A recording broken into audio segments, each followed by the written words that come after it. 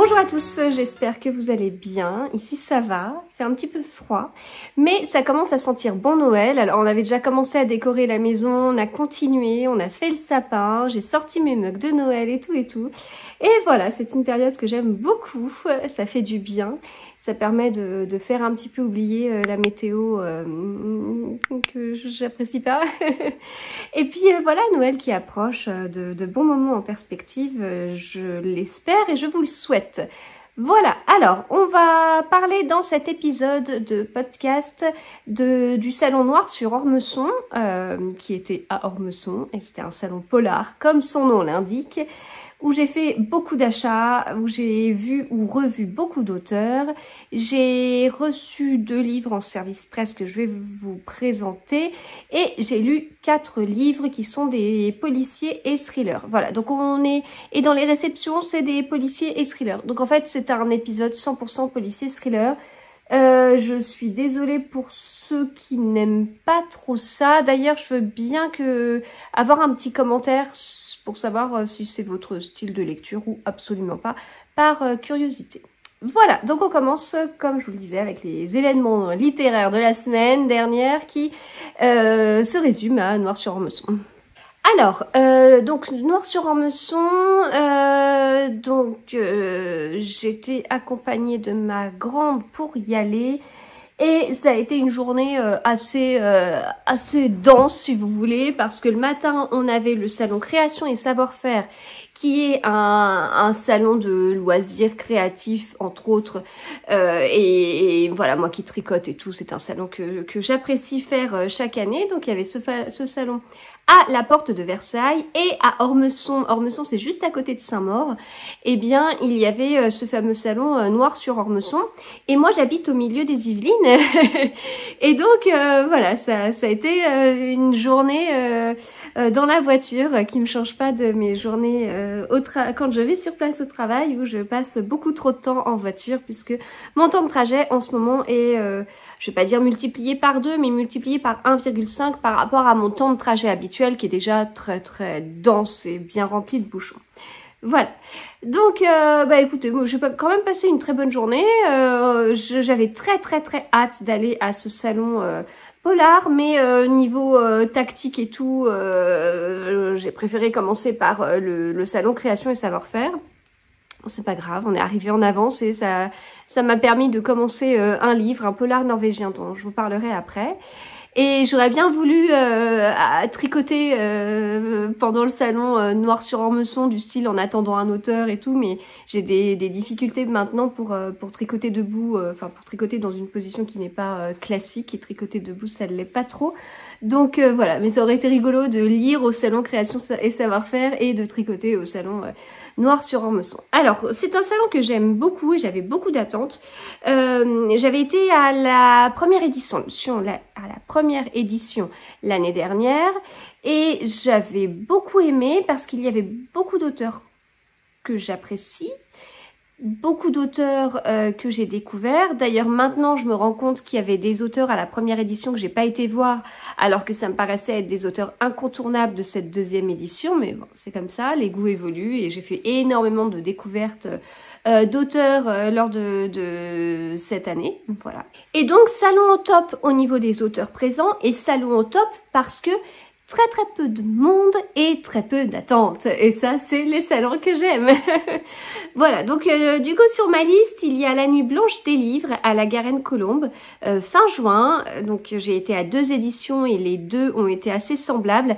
En fait, j'ai toujours peur de me créer une attente incroyable et de retourner l'année d'après et d'être déçue parce que voilà, ce salon a plus d'ampleur qu'avant, etc., etc. Donc au niveau du salon de la Nuit Blanche des Livres, ça a été confirmé, j'adore ce salon, beaucoup d'auteurs connus, très peu de monde. Noir sur Ormesson, je confirme, j'adore ce salon, beaucoup d'auteurs connus et très peu de monde. Voilà. À Noir sur Ormesson, donc il y avait beaucoup d'auteurs que je voulais voir. Je vous l'avais déjà dit dans l'épisode de podcast précédent, que je préparais vraiment mes lectures pour voir ou revoir des auteurs.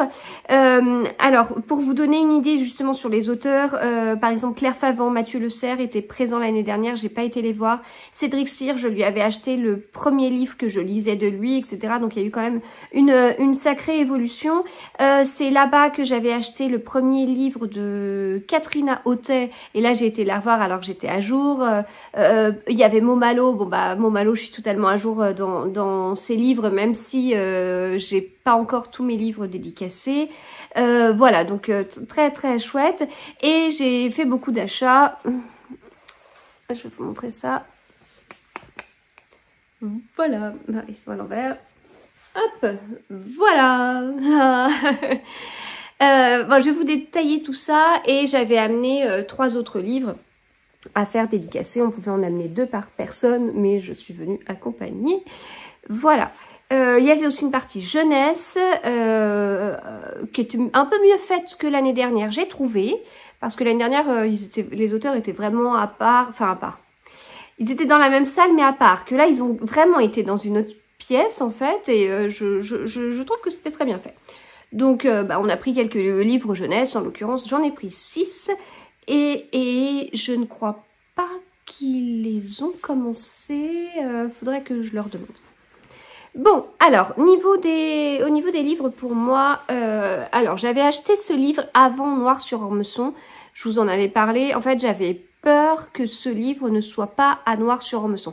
Ce qui se passe, c'est quand on avait été à Brive, c'est un livre que NJ voulait et il n'était pas présent parce que, voilà, il y a un choix qui avait été fait sans que les auteurs soient au courant, alors peut-être de la part de la maison d'édition, des libraires, j'en sais rien. Mais du coup, il y a un choix qui avait été fait et les auteurs étaient loin d'avoir tous leurs livres présents. Donc j'ai eu peur, je voulais à tout prix celui-ci, j'avais peur qu'il n'y soit pas, donc je l'avais acheté avant et je l'ai fait dédicacer. Donc je considère que c'est un achat de Noir sur Ormesson. Je vous dis ça parce que j'ai un onglet, j'ai un fichier Excel lecture, etc. où je mets mon planning lecture, le nombre de pages que je lis, là où j'en suis dans les séries de Cozy Mystery. Il faudrait que je fasse la même chose sur toutes les séries que j'ai en cours. Et j'ai un onglet de tous les achats que je fais en salon et ce serait bien que je suive aussi un peu plus les services presse. Alors peut-être sur mon fichier Excel, parce qu'à l'époque j'avais fait un carnet et ça n'avait pas marché. Mais du coup, je considère cet achat comme un achat fait à Noir sur Ormesson, même si c'est pas le cas. Voilà, donc j'ai pu échanger avec Claire Favant sur le premier tome, Le Tueur Intime, que j'avais pris à Brive et que j'ai lu depuis. Voilà. Après, j'ai pris celui-ci de Cédric Cyr, donc depuis ma rencontre, depuis l'année dernière où j'avais vu Cédric Cyr, où je lui avais pris, c'était Avec tes yeux. Depuis ce moment-là, j'ai lu Avec tes yeux, j'ai adoré un page-turner de folie, etc. J'ai lu Vindicta, j'ai adoré un page-turner de folie. J'ai lu La Saignée, j'ai adoré un page-turner de folie. Donc voilà, maintenant je veux continuer et du coup je pars avec celui-ci. C'est ce qu'il m'a conseillé parce qu'il va rester un peu dans la lignée de Vindicta et La Saignée niveau page-turner et niveau fantastique 0. Hein, voilà, pas de fantastique, donc du feu de l'enfer. Et moi, dans ma palle, j'ai Mort sans tête. Je crois que c'est ça le titre. Non, La mort en tête. La mort en tête. Ça doit être La mort en tête. Et il m'a expliqué qu'effectivement, dans celui-ci, il y avait un petit peu de fantastique, mais que ça allait. Si ça m'avait pas dérangé dans Avec tes yeux, eh bien, je trouverais peut-être un petit peu plus de fantastique dans La mort en tête, mais ça va. C'est effectivement un tome 3, etc., etc. Voilà. Donc, il m'a tout expliqué. Maintenant, c'est très clair pour moi. Mais c'est un auteur que j'apprécie énormément voir en salon. Donc, le prochain achat que je ferai, ce sera sûrement auprès de lui. Voilà. Donc, du feu de l'enfer. Et on est encore sur un petit pavé, un peu moins de 700 pages, mais je sais qu'avec avec Cédric Cyr, voilà, c'est 700 pages que je peux dégommer en 24 heures sans aucun problème. Après, j'ai vu Antoine Renan et je ne le connaissais pas. Alors j'avais vu, j'ai vu énormément ses livres passer sur Instagram, mais moi j'y ai jamais été encore. Notamment, j'ai vu celui-ci. Et ben j'ai envie de découvrir. Donc je savais pas de quoi ça parlait. Il m'a juste demandé mais vous aimez quoi? J'ai dit bah il y avait Cédric Sirpalon. J'ai dit bah vous voyez Vindicta la saignée, j'adore, ça me dérange pas. Je peux lire du Franck Tillier sans souci. Et en même temps mon autrice préférée c'est Agatha Christie. Donc on est assez large sur le panel de policiers thrillers. Ça l'a plutôt rassuré quand je lui ai parlé de Cédric Sir et de Franck Tillier, notamment les premiers. Est-ce que ça signifie qu'on va se retrouver avec quelque chose d'aussi sanglant, etc. Je ne sais pas. En tout cas, c'était un échange qui était très agréable et bah voilà, du coup, j'ai très envie de découvrir l'empathie.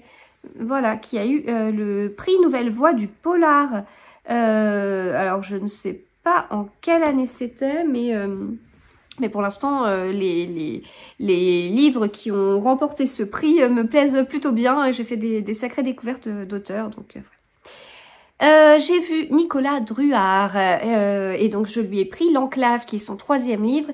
Faut que je fasse attention parce que après celui-ci, il m'en restera plus qu'un à découvrir.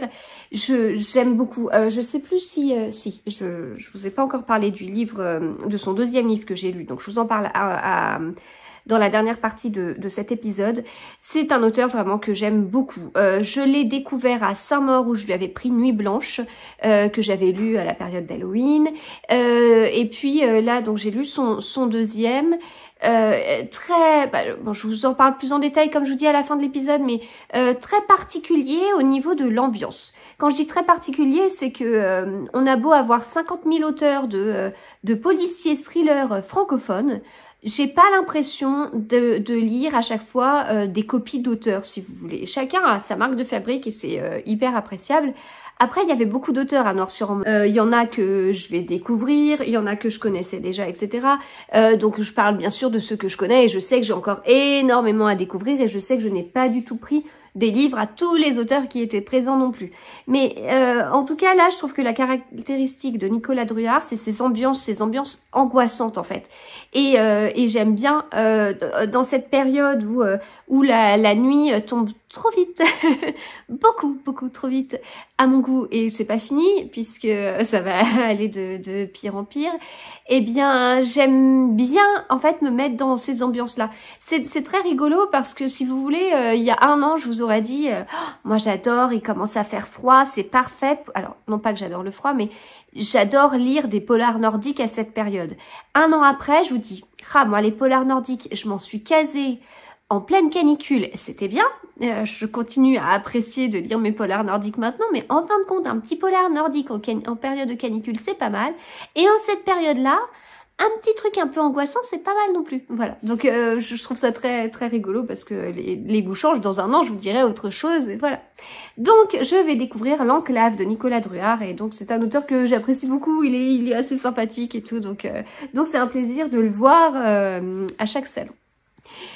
J'ai pris un livre à Petroni Rostania, dont j'entends beaucoup parler, et je ne l'ai jamais découvert. Ça fait en plus partie des Louves Noires et tout. D'ailleurs, il y en a d'autres dont je vous parlerai qui en font partie. Un jour tu payeras. Alors, elle fait partie des auteurs qui n'avaient pas tous leurs livres sur la table. Et en fait, j'étais super surprise parce que je ne savais pas qu'elle avait autant écrit. Et donc, j'ai toujours ce côté-là. C'est comme quand je commence à découvrir les livres de Bernard Mignot ou de Franck Tillier.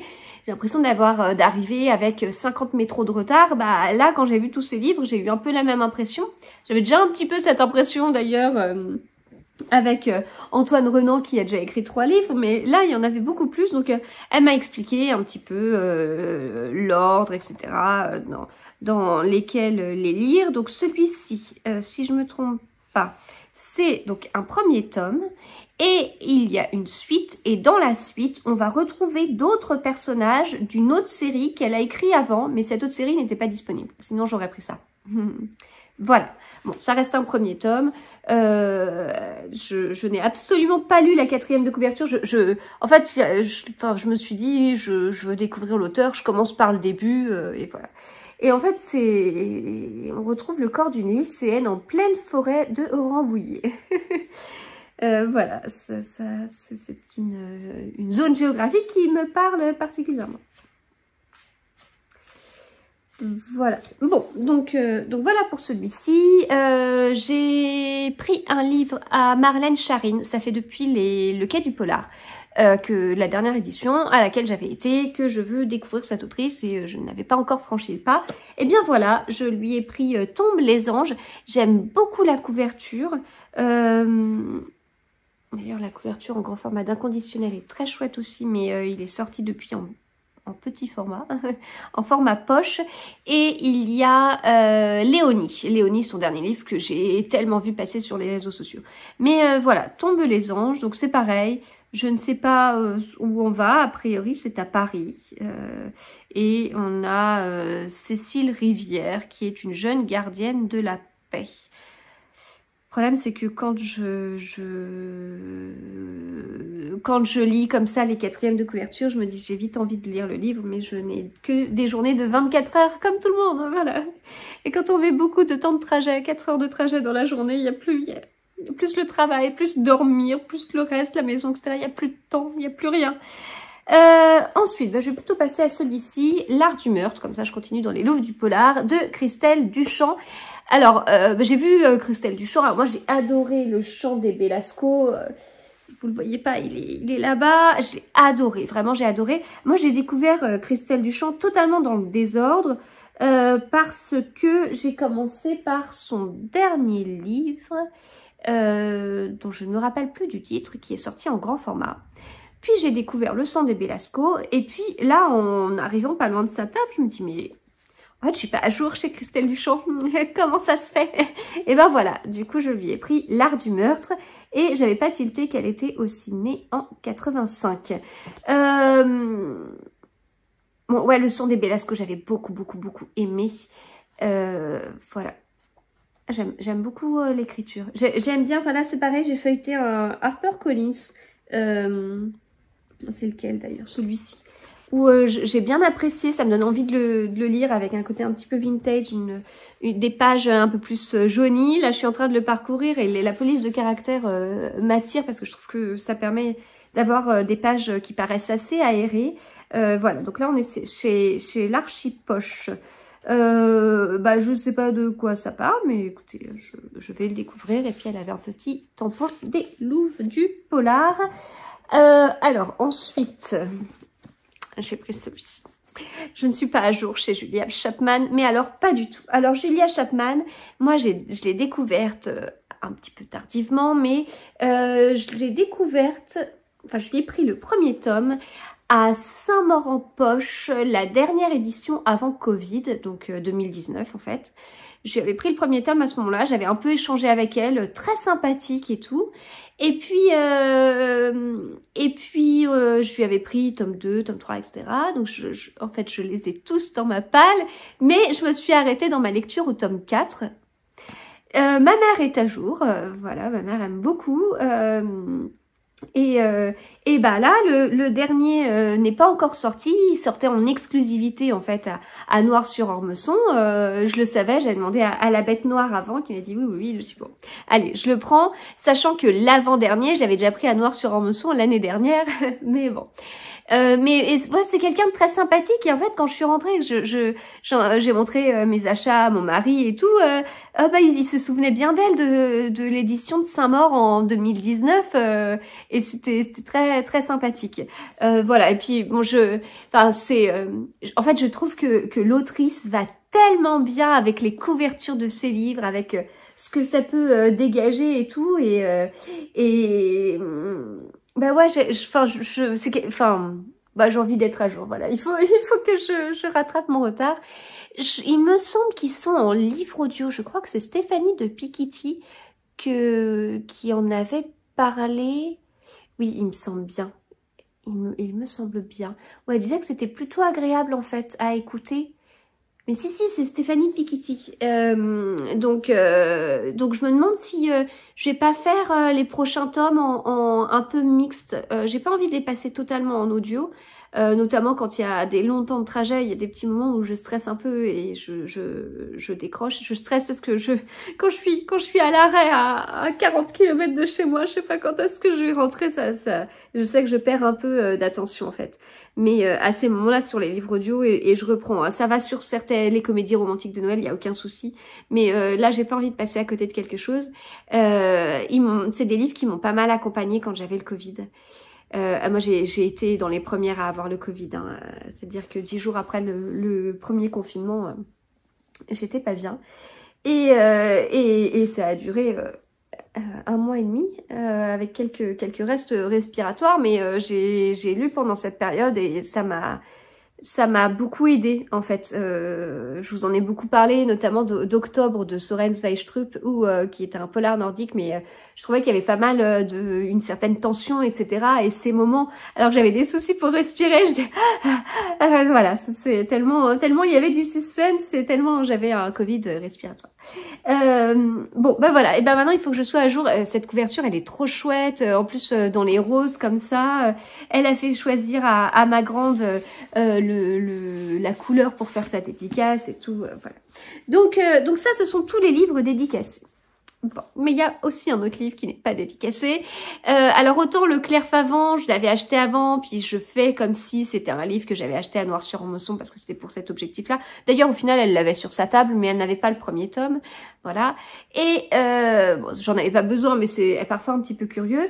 Et je m'étais préparée dans mes lectures, vous savez, je m'étais fait une grande palle de ce que je voulais lire avant Noir-sur-Ormesson.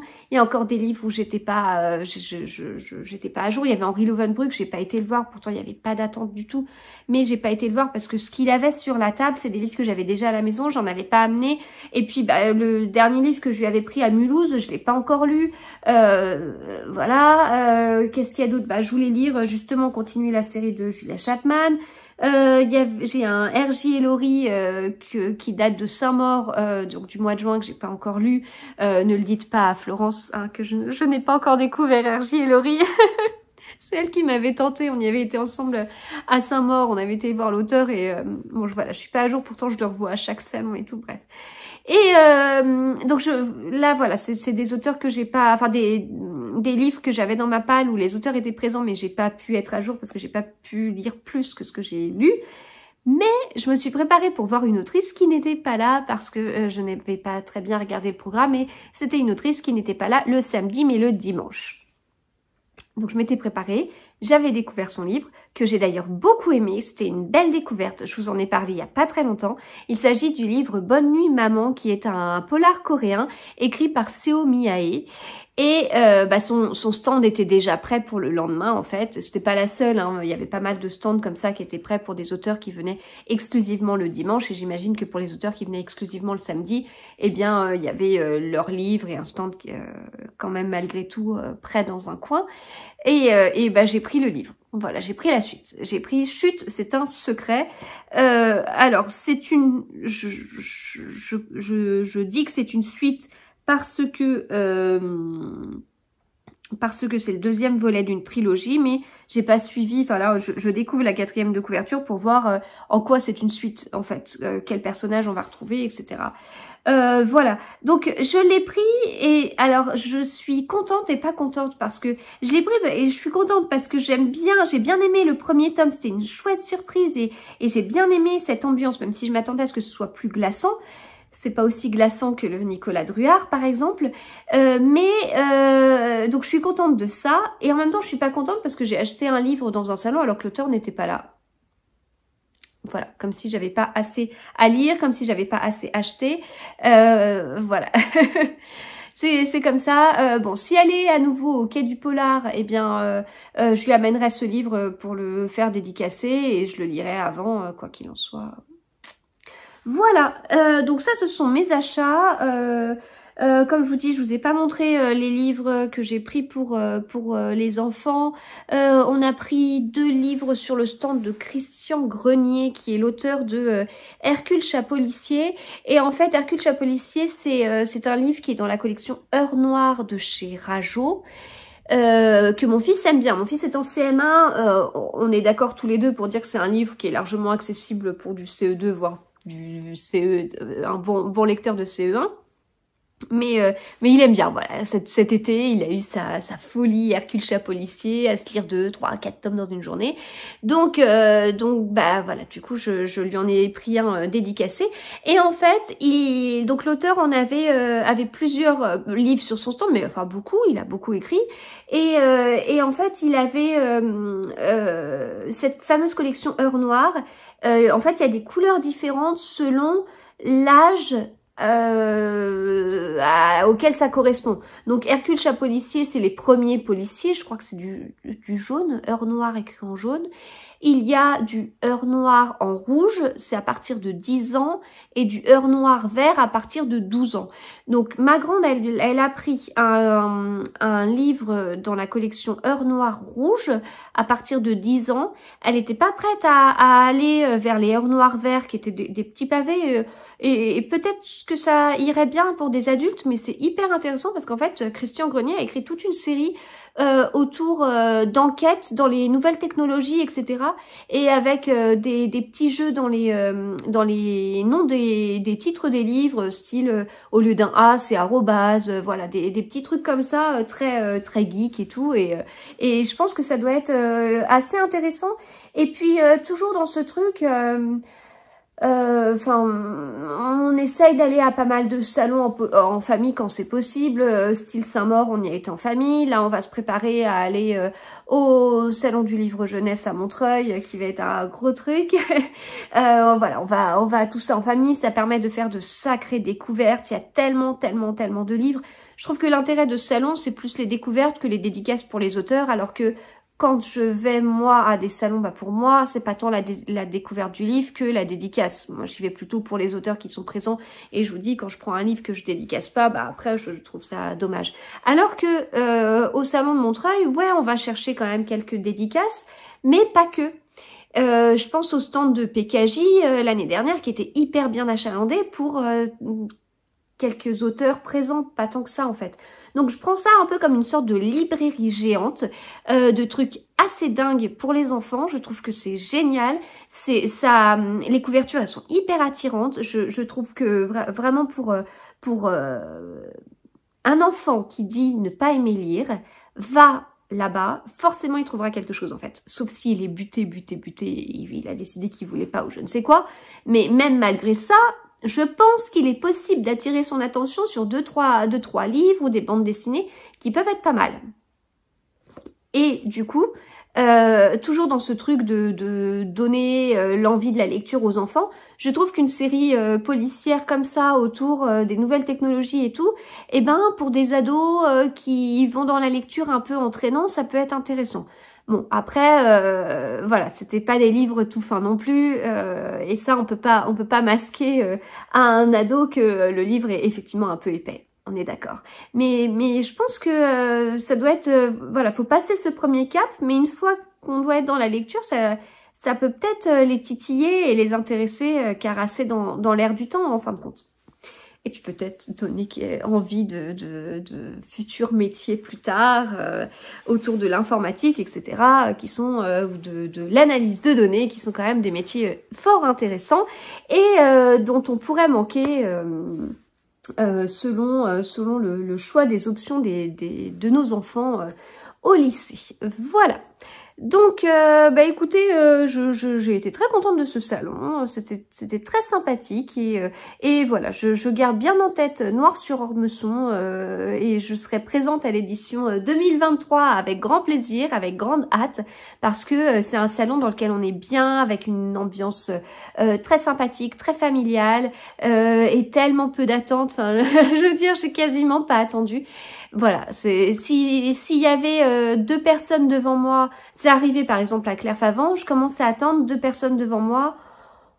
Au bout de quelques secondes, je dis à ma grande, allez, on va voir un autre auteur, parce que un autre auteur qui a personne, quoi. Puis on reviendra quand Claire Favant aura plus personne. Voilà, c'est assez dingue en fait, si vous voulez.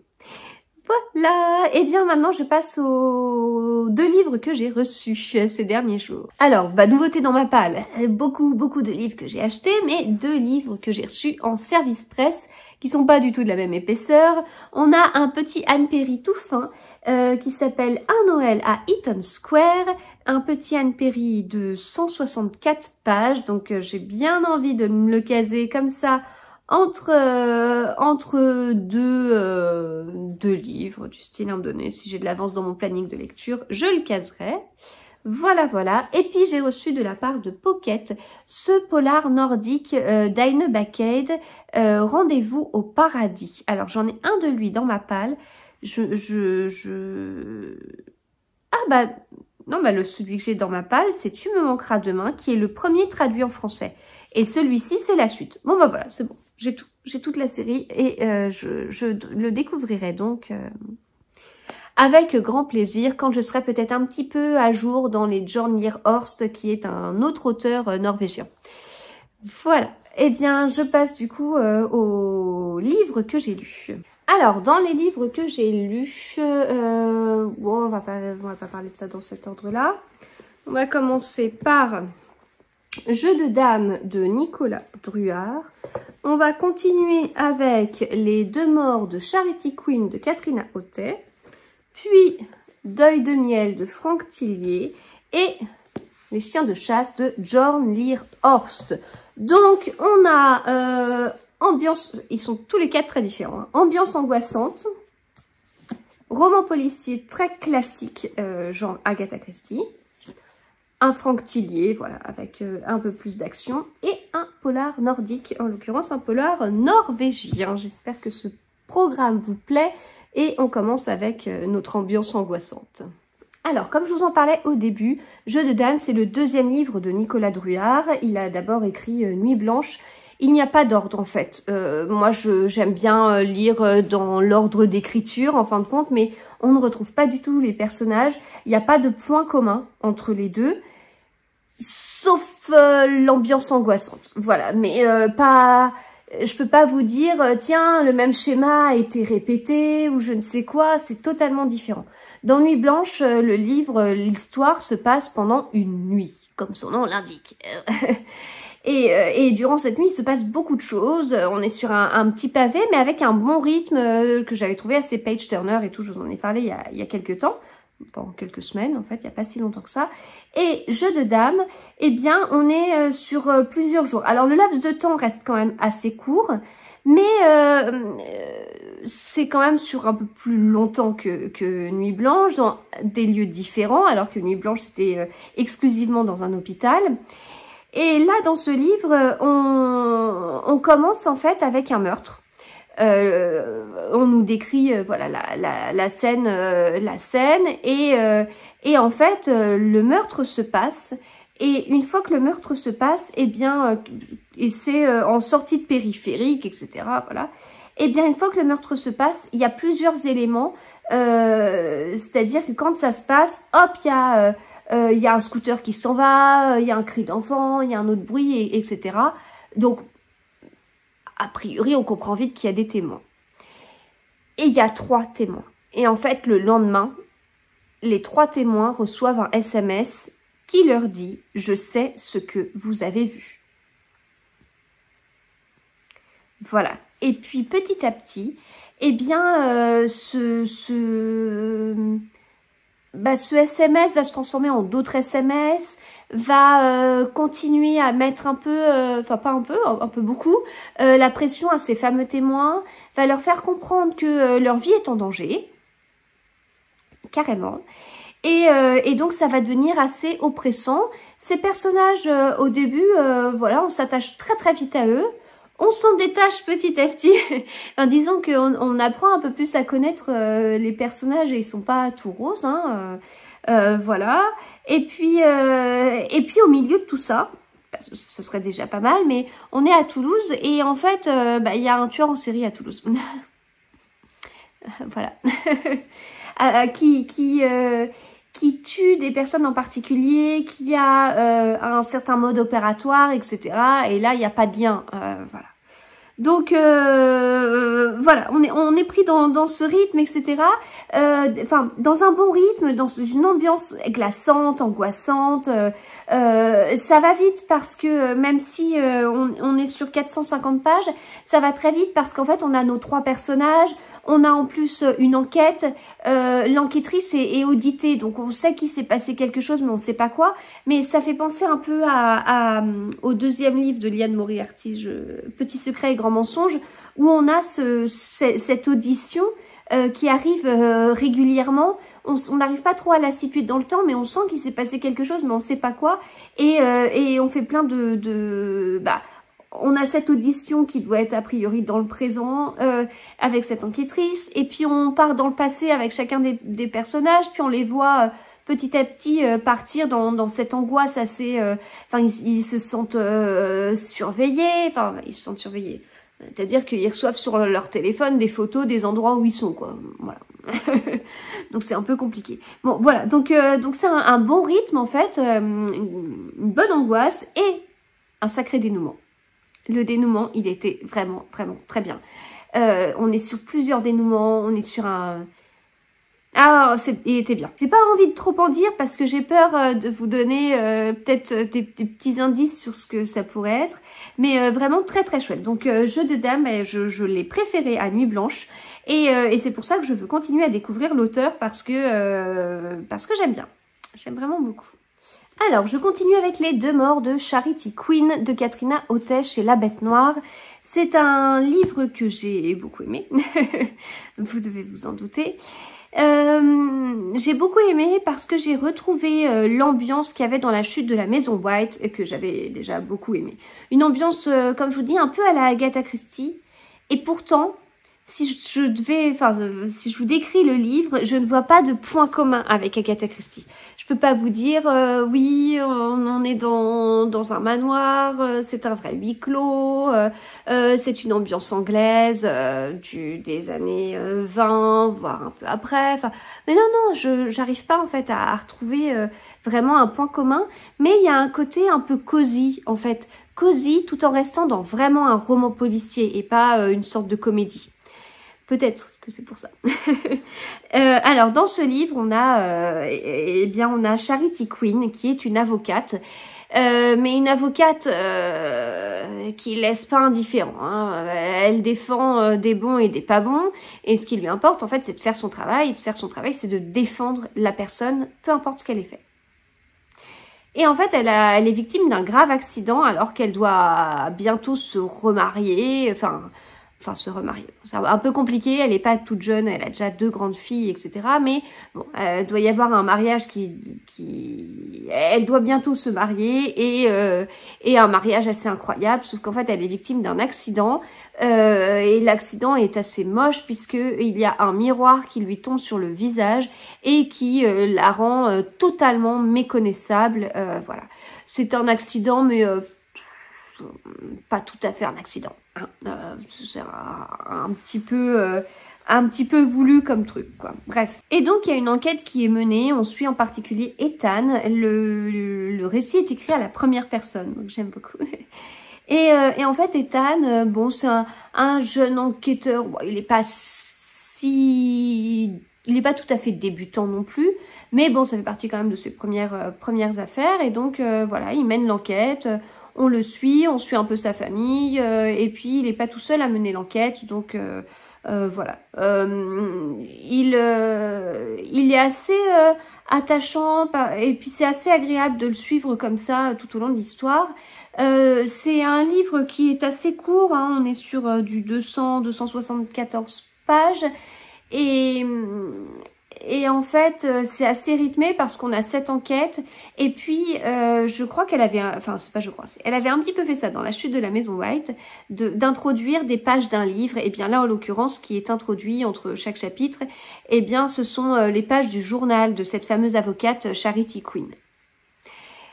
Donc petit à petit, on arrive en fait à des petits secrets révélés comme ça. Une fois qu'elle a son accident, en fait, elle ne parle plus. Elle n'est pas décédée à ce moment-là, mais elle ne parle plus. Voilà, donc écoutez, moi j'ai bien aimé, vraiment. Là, c'est mis un Cluedo géant et en fait, c'est vrai qu'il y a ce côté ambiance de Cluedo. Je vais continuer à suivre avec beaucoup d'intérêt les livres de Catherine Aotet parce que j'adhère totalement, c'est tout à fait ce que j'apprécie. Voilà. Je passe maintenant à Deuil de miel de Franck Tillier, qui est donc le tome 2 de Charcot. Le premier tome était Train d'enfer pour Ange Rouge. Vous savez que cette année, je découvre Franck Tillier. Enfin, je découvre cet auteur. Alors, j'ai lu Train d'enfer pour Ange Rouge, j'ai lu la trilogie du manuscrit inachevé, j'ai lu Puzzle. Et j'ai moins aimé celui-ci. C'est dommage parce que j'adore la couverture, c'est tout à fait mes couleurs. Voilà, je déteste l'automne, sauf au niveau des couleurs automnales. Et voilà, j'ai moins accroché, j'ai moins été prise dans le livre. Je l'ai lu, mais des fois, quand j'ai juste 5 minutes de lecture, si j'adore le livre, je peux prendre mon livre. Là, quand j'avais 5 minutes de lecture, je ne le prenais pas particulièrement. J'ai un peu moins accroché, j'ai eu parfois un peu de mal à suivre Charcot dans ses choix. Moi, c'est dur ce qu'il vit. Enfin, ça, clairement, c'est dur ce qu'il vit. Enfin, j'ai eu du mal à suivre dans ses choix et en même temps, il y a des choses que j'avais un peu devinées quand même. L'enquête était bien, hein. Enfin, là où il y a un point commun avec Train d'enfer pour Ange Rouge, c'est que la vie personnelle de Charcot, on ne peut pas la mettre de côté. Elle est hyper importante, elle est hyper bouleversante. Enfin, c'est un truc de folie hein, ce qu'il vit à côté hein, dans le premier tome. Et là, c'est pareil. Hein, vraiment, il n'est pas épargné. Hein. C'est-à-dire que dans le premier tome, je trouve qu'on lui en mettait déjà beaucoup, etc. Mais alors là, on lui remet une surcouche. C'est quand même pas mal. Et donc, tout ça, ça peut avoir un impact sur sa capacité à enquêter. Voilà. Et tellement c'est dur. Hein, donc... voilà, bon, je l'ai lu, je veux les lire dans l'ordre, etc. Mais c'est pas celui que je garderai le plus en mémoire. Je suis un peu déçue d'avoir été déçue parce que je partais très gagnante avec Franck Tillier. Mais voilà, sur ce tome-là, ça ne l'a pas fait. Et je termine avec Les chiens de chasse de Björn Lier Horst, que j'ai voulu caser entre deux livres. J'avais une journée d'avance et il s'avère que c'était une journée que j'ai passée sur les salons et j'ai voulu caser 460 pages d'un polar nordique en une journée bien pleine. Donc bien évidemment, je n'ai pas fini à temps. Donc bien évidemment, j'ai pris du retard dans mon planning de lecture que je tente plus ou moins de rattraper. C'est pas facile. Et pourtant, je l'ai beaucoup aimé, mais ça reste un polar nordique. C'est un polar nordique, moi je trouve qu'il a globalement du rythme. Il n'est pas sans rythme. Mais c'est pas un page turner de Cédric Cyr non plus. Hein, faut quand même pas abuser. C'est le deuxième tome d'une enquête de William Wisting. C'est le deuxième tome qui est sorti en France. En Norvège, c'est peut-être le 6e ou 7e tome. Mais les tout premiers tomes de cette série n'ont jamais été traduits. Quand j'ai lu le premier tome sorti en France qui s'appelle Fermé pour l'hiver, je m'étais fait un fichier Excel où j'avais noté tous les noms des personnages. Je crois que j'étais arrivée à 50 noms de personnages et j'étais contente d'avoir mon fichier parce que j'arrivais plus à suivre qui était la première femme de William Wisting qui était morte, qui est la nouvelle copine, compagne de William Wisting, qui est sa fille, qui est le compagnon de la fille, qui est... Et plus le substitut du procureur, plus et bien celui qui fait les autopsies, plus l'enquêteur machin, son équipe, hein, ça faisait vraiment beaucoup. Donc là, quand j'ai commencé ce livre-là, je me suis posée, enfin non, j'ai commencé à lire les premiers chapitres au Salon Création Savoir-Faire, mais et ça s'est très bien passé d'ailleurs. Mais après... Le soir, quand je suis revenue à la maison, bien fatiguée, j'ai ouvert mon fichier Excel et j'ai commencé à retrouver des noms communs avec celui-ci. Peut-être sur les 50, j'ai peut-être retrouvé 5 noms communs. Et puis j'en ai rajouté quelques dizaines. Non, enfin, j'exagère, j'en ai peut-être rajouté 15, quoi. Enfin, en fait, ce que je voulais vous dire derrière, c'est que j'ai été un peu perdue avec Fermé pour l'hiver, où je trouve que ça se sentait que ce n'était pas du tout un premier tome, c'était absolument pas un tome introductif. Hein. On sent qu'on était au milieu de la série norvégienne. Et là, j'ai mieux raccroché les wagons, j'ai plus fait le lien avec Fermé pour l'hiver. Déjà, c'est bon, j'ai tilté que eh bien, le pauvre William Wisting est veuf, en fait, et refait sa vie avec quelqu'un d'autre. Je me rappelais de ça, donc j'ai été vite rechercher les noms. J'ai bien compris que sa fille, elle était journaliste, alors que lui, eh ben en fait, c'est un enquêteur, et puis qui a un peu de bouteille, qui a de l'expérience et tout. Donc ça, je l'ai bien compris. Donc j'ai bien compris les liens qu'il y avait entre eux sur quand il y a une affaire, bah, l'une, elle va enquêter en tant que journaliste et l'autre, il va enquêter pour résoudre l'affaire. Enfin, voilà, tous ces trucs-là, en fait, que j'ai dû découvrir dans le premier tome, ainsi que 50 personnages, eh bien là, j'avais pas à le faire. Donc, c'était plutôt chouette. Et ça m'a permis, comme je vous dis, de mieux raccrocher les wagons. Alors, j'ai beaucoup aimé. Dans ce tome-là, en fait, on a William Wisting qui, le pauvre est victime d'un sacré truc. En fait, il a mené une enquête 17 ans avant. Une sacrée enquête. Sur un double meurtre, et en fait on a le coupable, Rudolf Haglund, qui a été identifié, etc., etc. Donc tout a été réglé. Et il sort un truc de fou dans la presse. Il s'avère, ce qui est indiqué, en plus c'est dans le journal dans lequel travaille la fille de notre fameux William.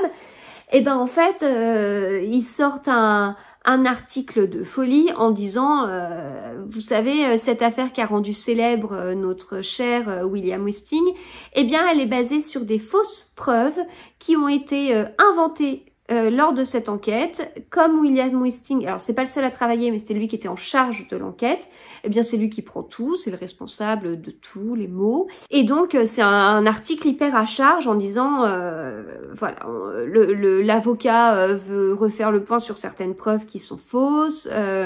William Wisting, du coup, il est démis de ses fonctions temporairement pour l'instant. Enfin, temporairement au début, puis après on sait pas trop où ça va mener. Il est réaudité, etc. Donc en fait, il travaille pas officiellement, il est juste convoqué pour répondre à des questions, sauf que lui, c'est un enquêteur à la base, sa fille, elle a aussi ce côté enquête, même si c'est au service d'un journal, et donc lui, pendant ce temps soi-disant d'inactivité, en réalité, va essayer d'en savoir plus pour... parce que c'est pas possible, quoi, voilà. Et aider de sa fille, même si elle aurait pu être prise entre deux, clairement sa priorité c'est sa famille. Voilà, moi j'ai vachement aimé, j'ai passé vraiment un très bon moment dans ce polar nordique. J'ai pas eu trop froid, j'ai pas eu trop froid, mais j'aime bien, il y a du rythme je trouve, les chapitres sont très courts et ça c'est vraiment appréciable. Si c'était un peu plus long, ce serait peut-être autre chose, mais c'est vraiment appréciable parce que à chaque chapitre, on change vraiment de lieu, de personnage, la plupart du temps. Et donc c'est assez clair, ça permet vraiment de redynamiser un petit peu l'histoire. Donc voilà, c'est une série que j'aime beaucoup et donc je suis totalement prête à découvrir les suivants. J'ai dans ma palle le code de Katharina qui est dédicacé parce que j'avais vu l'auteur au Quai du Polar et c'est celui qui m'avait conseillé parce que c'est celui qui avait le plus de succès. Au final, j'ai préféré les lire dans l'ordre et dans l'ordre de ce qu'on a en France, quoi. Donc je suis pas encore à celui-ci, j'en ai encore d'autres ou au moins un autre à lire avant, 2 autres à lire avant, je sais plus. Voilà, mais ouais, chouette découverte, très très chouette découverte et je crois que je vous l'avais dit, l'auteur, j'avais un peu je savais que c'était un auteur de polar pour adultes quelque part, mais en fait il écrit aussi des romans policiers pour les enfants. J'avais déjà proposé aux enfants en fait de les découvrir et tout ça, puis ça leur disait trop rien. Et au départ, au Quai du Polar, je pensais vraiment leur prendre un roman policier pour eux. Et puis je me suis dit non, je vais craquer pour moi. Et puis voilà. Puis j'en ai reparlé à ma grande là quand on a eu nos longs trajets en voiture. Je lui ai dit tu sais, ce livre que je suis en train de lire, en fait... l'auteur, qui d'ailleurs a été un ancien officier de police, eh bien, il a aussi écrit pour les enfants. Est-ce que ça t'intéresserait? Parce que là, ça y est, elle commence un peu à être dans des romans policiers. Pendant longtemps, c'était pas le cas. Elle aime beaucoup les histoires quand il y a des copines et tout. Mais là, alors l'une de ses autrices préférées, c'est Manon Fargeton. Et je lui avais pris à Brive un roman policier de Manon Fargeton qu'elle a vachement aimé. Donc, elle a bien envie de prendre le suivant à Montreuil. Et donc, ça lui a fait un petit peu changer d'avis, en fait. Donc, elle reste ouverte sur la découverte d'un polar norvégien à suivre. Voilà, eh bien écoutez, j'ai terminé. J'espère que cet épisode de podcast vous a plu. J'espère que c'était pas trop policier thriller pour ceux... Enfin, si ça l'était, mais j'espère que c'était pas trop pour ceux qui apprécient ce genre un petit peu moyennement. Si vous avez lu l'un des livres que je vous ai présentés, que ce soit des livres que j'ai achetés à noir sur ormesson, ceux que j'ai reçus, ceux que je viens de lire et tout, bah n'hésitez pas à me donner votre avis, c'est toujours intéressant d'échanger tout ça. Et puis bah écoutez, je vous souhaite de très bons moments lecture, de bons préparatifs pour Noël qui approche tout doucement, et puis à bientôt.